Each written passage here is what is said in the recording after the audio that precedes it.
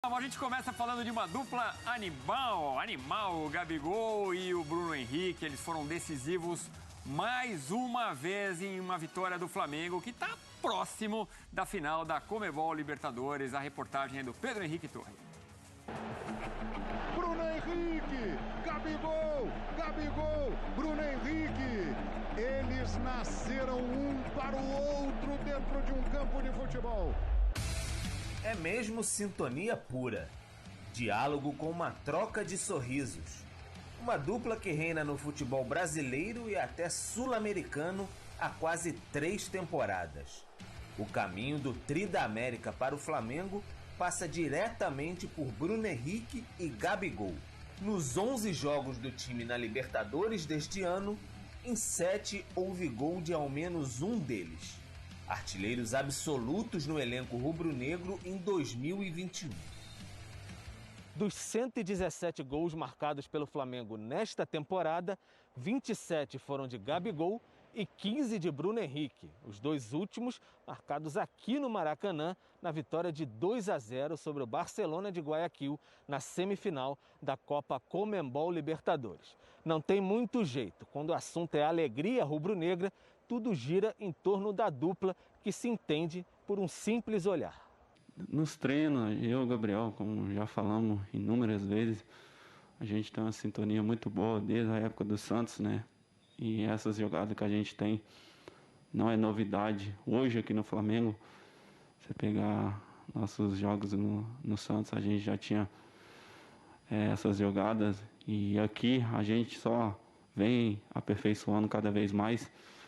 Isso é bom para o grupo, para todo o plantel. E a gente fica super feliz de estar sempre correspondendo dentro de campo. A badalação na semifinal da Libertadores girou muito em torno de Hulk e Diego Costa, do Atlético Mineiro. Mas do outro lado da chave, Bruno Henrique e Gabigol mostraram que já são realidade. Alternam as funções em campo, entre arco e flecha. Desta vez o camisa 9 virou garçom para ver o 27 voar para o primeiro gol. Depois tentou de novo e viu Bruno Henrique testar a trave. Dupla afinada, entrosada e que se diverte com a certeza de quem já sabe que já é histórica.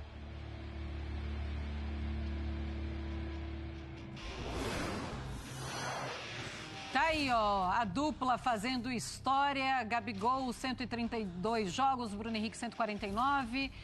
Titular para Bruno Henrique, 90,6% das vezes, 95,4% das vezes para o Gabigol. Minutos por jogo, 81,4% Gabigol, 79,9% para o Bruno Henrique. Gols, 97 para o Gabigol. Olha a média, 0,7. O Bruno Henrique, 71, 0,4 de média. 110,7 minutos para fazer um gol. O Gabigol, 167,7 para o Bruno Henrique. 9 títulos. Tem cada um. 9 títulos. É inacreditável esse número. Quando a gente coloca assim em tela e a gente coloca uma dupla ganhando 9 títulos, é porque realmente já é histórica. Se eles se divertem com isso, eu não tenho nenhuma dúvida. Agora, André, o que um pensa, o outro pensa igual num jogo, é muito claro, né? Eles têm uma sintonia que é incrível. São dois tremendos jogadores de futebol, cada um a seu modo, com as suas virtudes, suas características, e juntos eles se completam e se transformam em um gigantesco problema para os adversários quando essa sintonia está clicando, porque também não é sempre. Já houve períodos aí, trechos com outros treinadores em que não se via o melhor do Bruno Henrique complementando o melhor do Gabriel Barbosa. E assim o time do Flamengo sofria um pouco de dois jogadores que se espera demais desde 2019, quando eles meio que compartilharam os elogios e o posto aí de principal jogador do time, ídolo da torcida, melhor jogador do Campeonato Brasileiro daquele ano que o Flamengo venceu de forma brilhante. No jogo de ontem, o Gabriel mostrou uma outra maneira de ser um problema para o adversário, uma outra maneira de ajudar o Flamengo.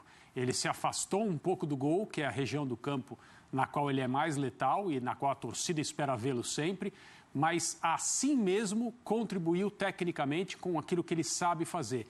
O Gabriel, ele é um finalizador de altíssimo nível. E é claro que essa é a faceta do jogo dele que interessa mais ao Flamengo. e a torcida do Flamengo. Mas ele também sabe fazer coisas muito bonitas mais longe do gol, como nós vimos ontem. Seja ao colocar perfeitamente a bola na cabeça do Bruno Henrique, que também testou com muita categoria para fazer o gol, e depois para participar de um contra-ataque de manual. A bola passou por ele apenas e o resto da jogada foi construída até o Bruno Henrique tocar para a rede.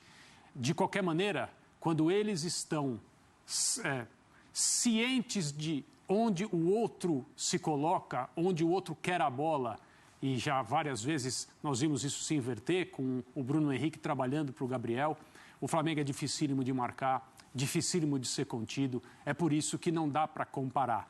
Existem vários outros jogadores ótimos tecnicamente, outras duplas que podem ser tão produtivas quanto essa. Mas a gente precisa olhar para os números que você leu, Marcela, e ter essa surpresa com o número de troféus, porque é disso que se trata. Esses dois, eles têm isso para mostrar. E uma dupla a gente precisa ver se dá o clique, né? Se eles se entendem. Pode ser um bom jogador aqui, outro ali. Esses dois se entendem.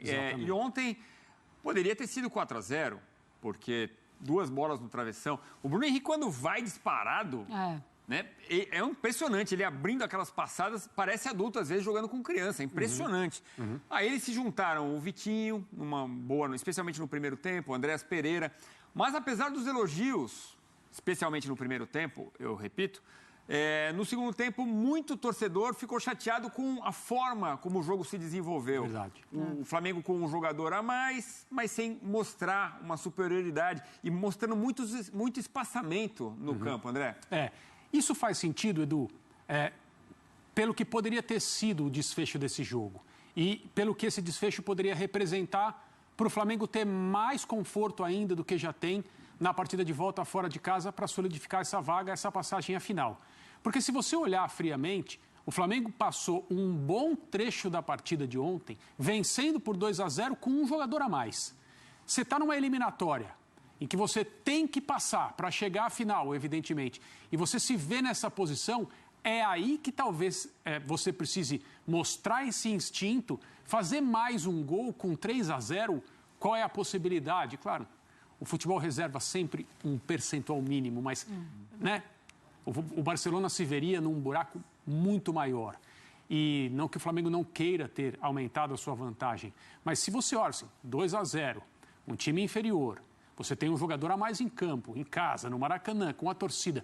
Que grande oportunidade para fazer um placar maior. E o Flamengo, óbvio, tinha todas as condições para isso. Acabou não construindo, acabou não aumentando esses 2-0. De qualquer maneira, se tem uma outra forma de olhar para isso também, que é voltar no tempo, muitos anos, não muitos. Houve uma época em que o Flamengo não podia nem sonhar em disputar uma semifinal de Libertadores da América. Quem dirá vencer um adversário por 2-0 em casa e encaminhar essa classificação. Mas as expectativas, elas são baseadas na realidade. E a realidade desse time é que ele poderia ter vencido por mais. Pois é, e a realidade também é que a possibilidade do Flamengo chegar na final da Conmebol Libertadores é muito grande. É claro que o Barcelona vai partir para cima do Flamengo com absolutamente tudo e sem nada a perder, mas o Flamengo deve ter o De Arrascaeta e também o Felipe Luiz de volta.